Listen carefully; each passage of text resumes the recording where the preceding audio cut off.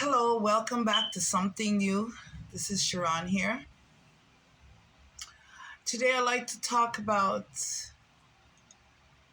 what X means to me and how the narcissist will try to play on such things, right? And the narcissist will create all kinds of stories, right? So the narcissist will come in, chloroform you, drug you, do all kinds of things to you, and target a person to blame. This is a narcissist. So they could sometimes come up with the X, right? Well, you see, certain people, they have this thing about their ex, right? They will go and, per se, go out there and look for their ex and continue to call forgotten relationships the ex. For me, when I left them, you see, when that year done, is no more my ex, the ex. This is something that didn't even exist. It just doesn't exist, right?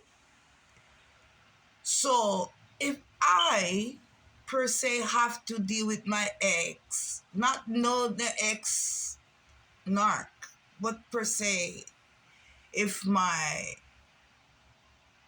children's father then, or no, my children's father, like my husband, who passed away in 1999. So my husband, right, per se, if me and him, well, we did work together, he was still my husband, but he was living at a distance. So it's not like we were together, but we had a decent relationship, right? Until he passed away. I call him my husband that passed away. But the ex is irrelevant. You see, anyone that I have dated in my past, which is not a lot of people, that's why the narcissists, they target you, because they're really jealous of the fact that you didn't use your body worthlessly like them and let people haul and pull them open-mindedly, willingly do these things to them. And because I didn't do that, they want to perpetrate this kind of nastiness on me. I wouldn't do it, right? Per se, if it was like somebody gonna offer me something like, okay, if you do this, I'm gonna do this, and I look and I'm gonna belittle and betray myself doing that, forget that. It ain't gonna happen. You understand? That's why certain people cannot come to me with silly things, Say like the narcissist would come to me and say, you know, that girl is and I will stay there and listen to them, And you see, if I don't know for myself, I'll be just like, yeah, oh yeah. Or sometimes I know that people talk trash on other people. So you know what I do? Keep my mouth shut and listen. Like, oh yeah, yeah, yeah. Uh, right? Then there's a time, you see when people take themselves, like me here right now, put myself out here right now, this situation right here, me online talking. If anybody wants to target that, they go right ahead, knock yourself out. Like, that doesn't really bother me. But if somebody puts a camera in my house and I'm saying in my house to myself or on my private feed, I'm saying a private message, oh, that girl is stupid, or she doesn't have no sense, or she's this or she that, and somebody that's intruding on my privacy has seen what I've said about them, well, you know what I mean? It's like that's open game. That is God working. You understand? Because if you, per se, you see me here and I ain't calling nobody name, I ain't say nobody's not nice or whatever, and I turn off the camera and start calling people name, and then you see people getting all upset and thing. You know what I mean? How? How do they think that's okay? Because whatever they say in their house, I don't give a shit. If they want to say anything about me, say it to me, then I would actually perhaps answer. But all this covert shit is for the narcissist. You understand? That's why I cannot see myself wrapping up with them. Because everything covert is for the narcissist and their demons. You understand? Okay.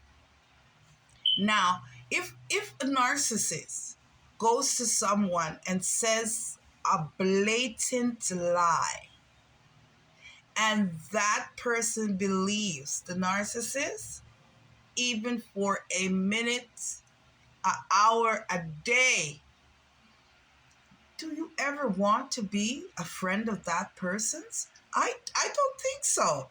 For me, I wouldn't want. No, not no. It's like that. It's like if somebody could come up to you and say this, right? And you believe that? Anything? I wouldn't want you as a friend. I would rather go and scurry along my little measly life by myself. A friend that's gonna believe anything that really could happen again. You could be around this person and say, okay, you know what? I forgive your ignorance. You know what I mean? And then you go around them, right? And then the ignorance come up again, and then they'll be looking at you. Well, somebody came and told me blah blah blah, and you're like, but Jesus Christ, didn't we just have this discussion? You understand what I mean? So with these people, you have to be very, very careful about who are you going to be friends with. Like me right now, and it's always been, I had one friend one time, and then she was fucked up, and then I didn't go around her again. Then I had another friend that me and her chill and go out, and then I know she fucked up. And sometimes it's not like she fucked up to me. Oh, did I say that? It's not like they mess up to me. You know what I mean? But I seen what they did. You understand? To other people. So this is what stirred me away from them. You know what I mean? And then I had this other friend, and she, when you go to the party, she's like telling you all the people that she slept with, their animals, right? And they all be friends, a friend, a friend, a friend. And they know what's happening between that friend and that friend and her and that friend and her and that friend and her and that way. And she's giggling, pointing in her ignorance, right? Then and then I had this other friend. Oh, child, that one was a basket case all by itself. This one was a whole victim, and every time I pointed out a scar from a victim, she was a victim of something else. And you'd be like, but Jesus, peace, somebody did that, somebody else did that, somebody else did that, somebody else did that. And the only thing, it's because I feel sorry for her and her kids, and that's why I wouldn't even say it's a friend, because a friend is somebody you can really count on. I can't count on anyone other than myself, right? So I'm just saying of these acquaintances and people that I've been around or met throughout the years of my life, and not much that I call friend. So to think a narcissist would want to stop me from having friends. No, this was never my issue. You know, it was never my issue. Having a friend, keeping, I always knew that friends are very dangerous. And I knew that from I was young, right?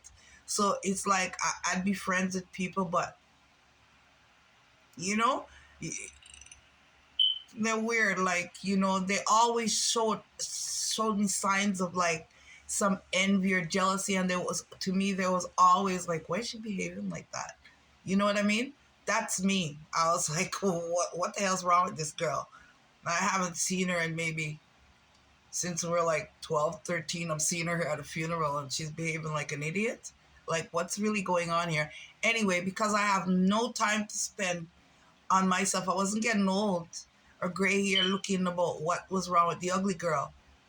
You understand? Anyways, so we used to, I used to go out, and this per se when I was in my teens, my sister was my friend, right? So I didn't have like, oh, I have to go see Debbie, Donna, this one, that one, that. No, no, no, no, no, no. And then one time had a friend. Hey, I had this girl, and I was her babysitter. She was 25, and I was like 15, 16. And she, I don't even know what she did. I babysit, she left. That's all I know. She come back 4 o'clock, 6 o'clock, sometime not till 12 o'clock next day. And I used to say, Frick, I'm not thinking, where do you go? Where do you go? So she's like, oh, you want to come clubbing with me? And I'm like, yeah, okay. So then I was young though, 16, but I was the same size I am like right now. Like I was always 135, 145 pounds, right? Without the demon impregnating me and having me carry their baby and then come and steal it in the night or whatever they do with it. Even if it doesn't survive, they stole the dead body. I don't care. I'm not here to debate it. Anyways, what I'm saying is just going through the life blindly. Thank God. Thank God. Thank God. Amen to that. Because, because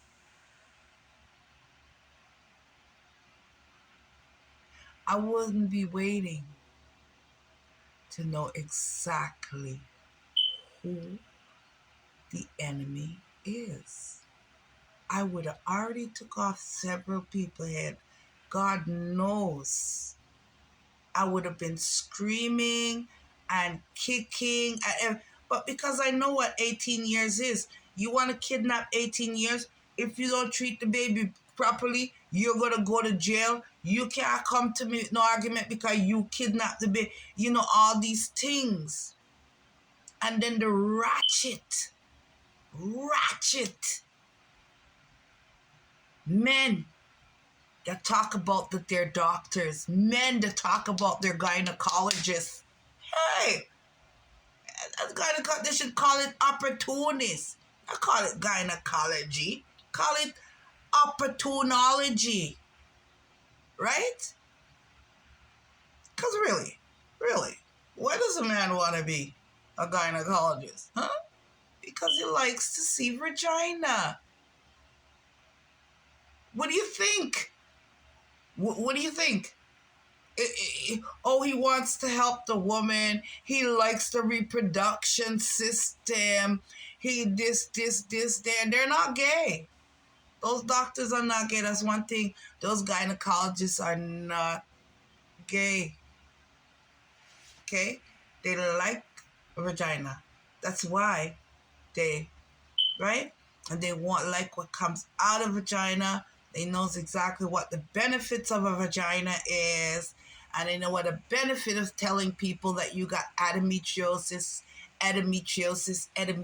all kind of bull crap instead of what you really got, right? There's no way to sugarcoat this, and there's no way to shine it. There's ways to shine, yeah, but they done everything that they could do, and they will do more. So why is the sense of me sitting here keeping their secret when they're targeting your ass, giving you all to the highest bidder, S&M in your ass on porn channels, and God knows on this porn, you porn, all kind of porn, caca shit. Who gives a frick? What I'm saying is, who's gonna keep their secret for them? Not me. Not me. No, they done everything.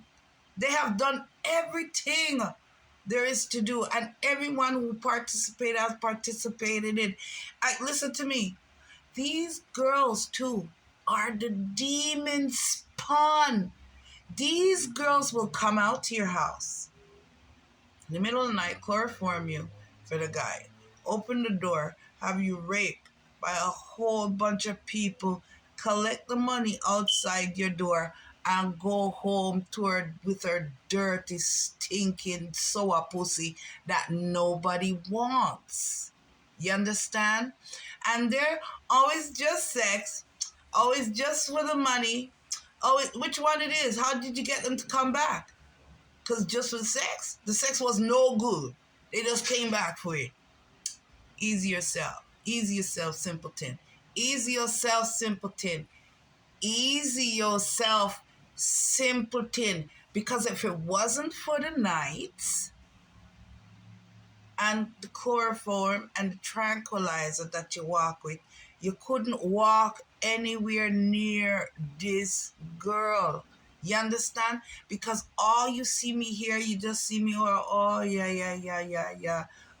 But listen, if I'm not drugged, I'm not crying. So if they seen me crying, I was drugged. If they see me on the street moving funny, I was drugged. This girl don't get like that. I don't take drugs. I never took drugs. I don't take cocaine. I have never taken cocaine. I've never taken crack. I smoke marijuana. I smoke cigarettes. If I feel like it, I can perhaps drink a beer or some wine. I can drink if I feel like it, which is very rare these days because that shit makes you feel funny, right? But the thing is, I'm saying to you is, these people have all kind of tactics that they come at you at. How could you polish this? You cannot. The only thing you could do is just tell people like, and if they believe, they believe, and if they don't, they don't. Because I'm surely I heard it from a great woman that you can't tell people, you can't make people believe the real and the true things. You have to let them go through it their own selves, type of thing.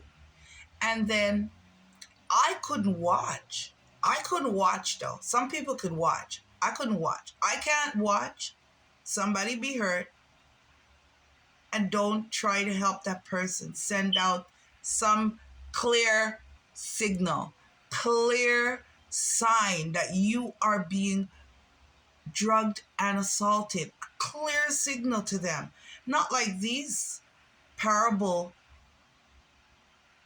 enablers that I was endowed with. And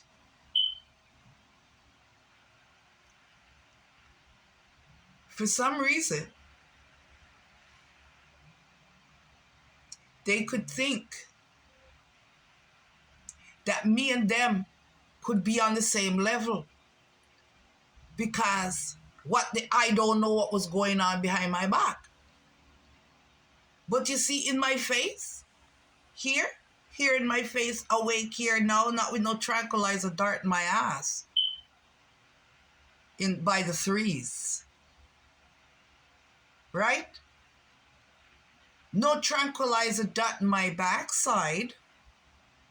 They cannot come to me. Right? And then they have these big stories about, ooh, this love affair. And listen to me. Hey, baby.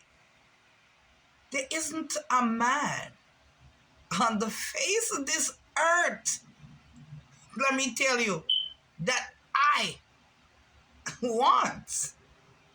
I'm not saying there's not one that could maybe present itself in an honest way and I could maybe like that person or so. No, I'm not saying no. But I'm saying to date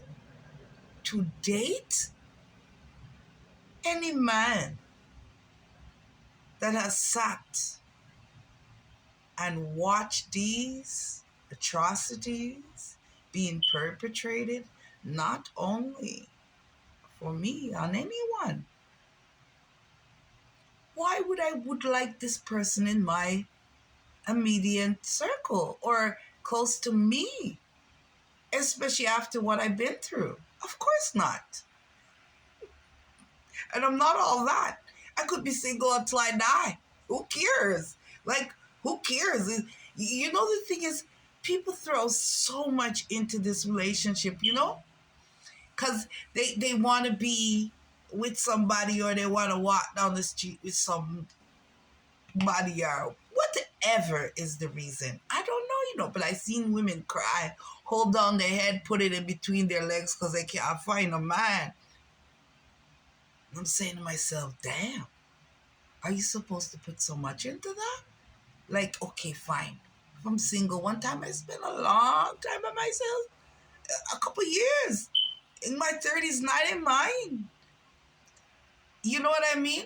After a while, I'm like, you know what? Because I wasn't even going out. How am I going to find somebody? I wasn't going to find somebody on my couch. I just called back one of my old boyfriends. But then I had to get rid of this boyfriend. But you know, in this 4.5 years that I've spent single, I don't feel nothing. I don't feel nothing. I don't feel like I don't feel like I'm missing anything. I don't feel anything. Is that amazing? And I still have compassion. Oh, I have compassion. I could really show somebody some love, but I don't love anyone. I love the world, God's creation, all the good people, all the good people. You know, I haven't even had time to say thank you for watching my videos. Thank you for being with me on this journey. Thank you for even just watching my videos. And it's not, sometimes I'm just venting. I'm not per se, maybe you find something out of it, maybe not. But thank you to all the good people that watch, right? I keep looking up because I have to check the time and I'm running out of time. So I'm so glad we had this time together. You know that Carol Burnett song? Yeah. I'm so glad we had this time together. I love that song. I used to listen to it when I was young. You know, when you're young, you just don't know. Right? But anyway, peace and love, and hope everyone has a great weekend. And thanks for coming again. And thanks for listening. Bye and have a great day.